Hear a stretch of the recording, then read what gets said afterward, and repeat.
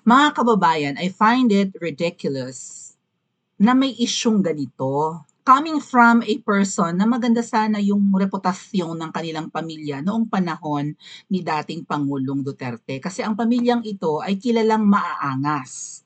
Okay, at kilalang kaibigan ng ating dating Pangulo, 'di ba? And akala natin sila ay lumalaban para sa mga inaapi, para sa mga mahihirap, ganyan. Pero parang naiiba ang ihip ng hangin ng isang ito. Um, Clue, nasuntok ito ng babae.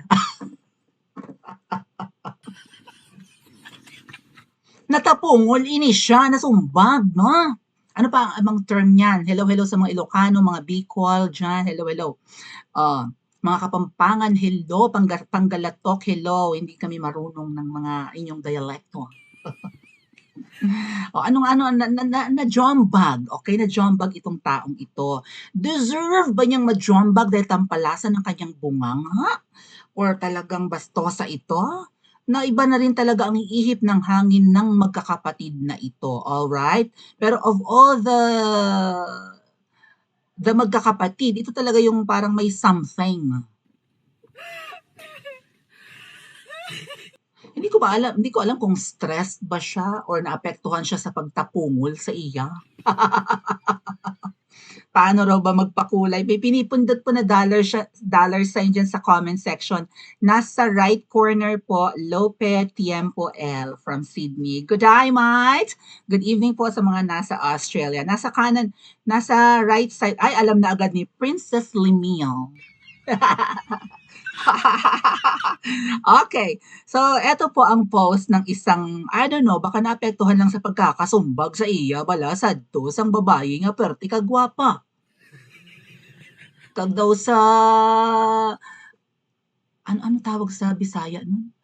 Ah, may, ginsumbag siya sang isa ka kataw. Hello sa mga Bisaya diha. Balaan nyo ang kataw. Nalimutan ko na kasi yung ibang mga dialects. Kinsumbag ini siya sang isa kakataw bala. Ay, ambot kung ano ang natabo, no? Pero eto yung kataw man kang ang pangalan sang kataw si Marina. Yeah. Hello sa mga nasa Dubai, nasa Marina Bay Sands and wherever. Ay ano pala yun? Singapore. Marina, uh, Marina, Dubai. Ano, may Dubai Marina rin naman. Sige, go, push. Ate Marinel, hello, hello. Ayan. Nang iintriga ngayon si Katulfo Taiko. Katulfo Taiko. Ay, Katulfo Taiko? Alin ang makatul bala? Ah, Katulfo Taiko. Hindi, Ramon Tulfo Taiko. Meron pa silang last name na Taiko. So, si Ramon Tulfo Taiko. Meron ding si Katulfo Taiko. Ate Ana from Paris, hello, lahat ng nasa Europe. Sino ang nakaiwan ng pewang cash na 1 billion pesos sa Malacanang nung turnover ng administrasyon ni Digong kay BBM? Nag-share siya ng photo ng Philippine Peso. Yung Philippine Peso na old pa, na tatlo pa yung tao, sina Josefa Maria Llanes Escoda, right? Yeah? And kung sino-sino pa yan, ngayon kasi po ang nasa 1,000 peso bill natin ay ang monkey eating eagle na. Agilan na, hindi na tao ang nasa mga bagong banknotes ng Pilipinas. Okay, mga hayop na. So nawala na rin yung mag-asawa sa 500. Sino nakaiwan ng parent cash na 1 billion pesos ng turnover daw?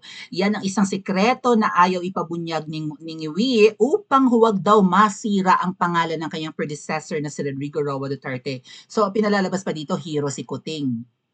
Right? Na may lihim si PRRD na nakaw na 1 billion tapos itinatago ito ni Ngiwi Jr.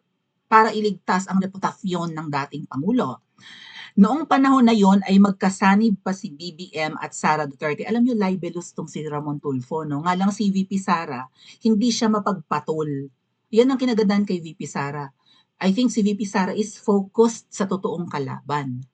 Wa siyang pakialam kung ano-anong intriga, 'di ba sabi ni VP Sara meron ngang nangiintriga sa kanya na meron siyang boyfriend na basket. Naku mga ate at kuya, kung maisi-share ko lang sa inyong lahat. So, si VP Sara daw may boyfriend na basketball player, ganyan. Alam niyo ba na may mangilan-ngilan pang intriga, patitikimin ko kayo. Yung asawa daw may mga ganun ng issue. Ang asawa daw ni VP Sara ay involved sa droga, smuggling ng droga. So, pagpupuslit ng mga droga. And itong si VP Sara daw at ang kanyang asawa, kasi napapansin nyo, hindi masyadong, di ba, nadidikit sa pangalan ni VP Sara ang apelyido ng asawa niya na si Attorney Man Scarpio. Laging VP Sara Duterte lang, right? Pero it's Vice President Inday Sara Duterte Carpio yan. So dahil hindi malimit maidikit yung Carpio sa mga posts and whatnot, iniintriga na nagkakalabuan yung mag-asawa. Right? Pero nalaman natin na okay naman pala si na VP Sara. In fact, sumama nga yung loob ni VP Sara dahil yung kanilang, I think, travel before, ay na-leak ng airport ng NAIA, right? Nakunan sa CCTV si VP Sara and nilik na sila ay babiyahing magpamilya. So masama ang loob ni VP Sara noon kasi kasama niya yung kanyang mga anak at asawa. Alright? And even yata nung Kapaskuhan, nagkaroon ng Christmas party si VP Sara, nagpa-interview siya with, di ba, nagkaroon siya ng live conference with OFWs from everywhere and kasama sa live niya si Attorney Man Scarpio. So ang dami ng intriga kay VP Sara na kung tutuusin ay mga libelous ang kanilang pinagsasabi pero hindi pinagpapatulan ni VP Sara. Ang nakakalungkot itong intriga about yung kanyang asawa na sila'y nagkakalabuan na at involved sa droga itong yung asawa. Alam nyo bang galing sa ang intrigang kumakalat na yan ay galing sa isang DDS personality?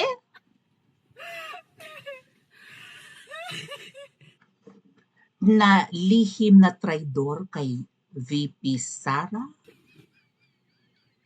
Pero ngayon ay dikit na dikit at nararamdaman siguro nila na kung ano man ang mangyari at umupo si VP Sara, ay baka sakaling mabigyan sila ng pwesto sa gobyerno. Sabi ko nga sa inyo, maraming ahas. Whether magalit kayo or hindi, kahit sa opisina ni VP Sara, may ahas. Even yung mga hinahangaan natin ngayon na political personalities, political vloggers, politicians, meron diyang ahas. At hindi ko ito sinasabi para lang mag-cause ng divisiveness and whatnot, magkawatak-watak kuno ang mga Duterte supporters. Kaya nagkakawatak-watak, merong mga nagpapataasan ng ihi. Nagpapasikatan, may crab mentality na para sila ang star, kakalad ka rin nila pababa. Okay? Ang iba, para sila ang angat. Alam niyo yun, pag nilagay niyo yung talangka sa loob ng pitchel, maghihilahan sila, magkukunyapit silang lahat.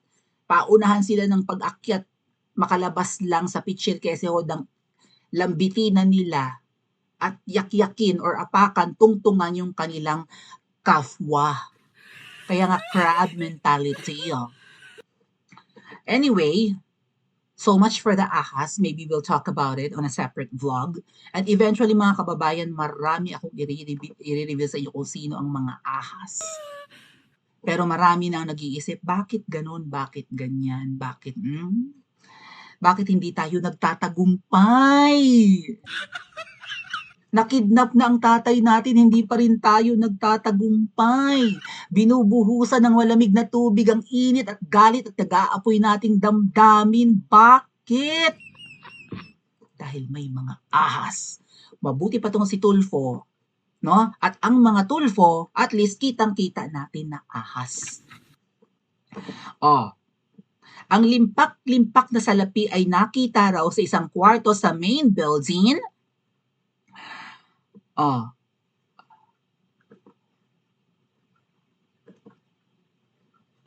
Ng palasyo. Ang mga pera raw ay nasa 10 duffel bags. I have a duffel bag. Thank you so much sa aking ate Ruthie from Singapore. I have a duffel bag.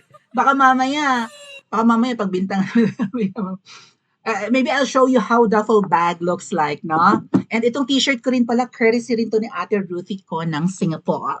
Pack na pack, ganon. Dali lang po.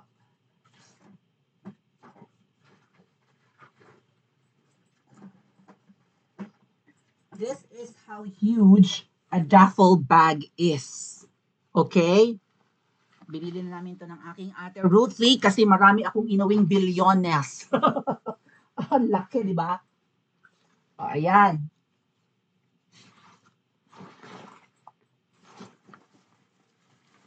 Ganito kalaki ang duffel bag. Ang bigat. Ang dari ko, ginoo ko. Kababae kong tao, ang laki ng aking bag. Nawawala ang poise.